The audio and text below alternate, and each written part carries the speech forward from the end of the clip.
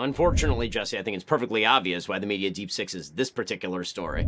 And the answer is perfectly obvious when you look at the races of the people involved. If this had been a black victim and a white perpetrator, then it would have led the news nightly for months on end. You would have had riots in the streets. If it's the reverse situation, the media will completely ignore it because it doesn't match up with their preferred narrative of a white supremacist country that is cracking down on black people, even though statistically speaking, obviously, vast majority of crime is intra-racial, meaning white on white or black on black. Black on white crime on a per capita basis is significantly higher than white on black crime. That does not match up with the media narrative about white supremacy in the United States. Do you also feel like they're sensitive to being called racist by their friends, family, and colleagues for highlighting black crime? There's no question about that. In the echo chamber that the legacy media live in, if you even mention black on white crime, then you are immediately seen as racially discriminatory in some way, because the basic idea on the left is that white against black is really the story of America, as opposed to blacks committing crimes against white people. To even mention that is to undermine the entire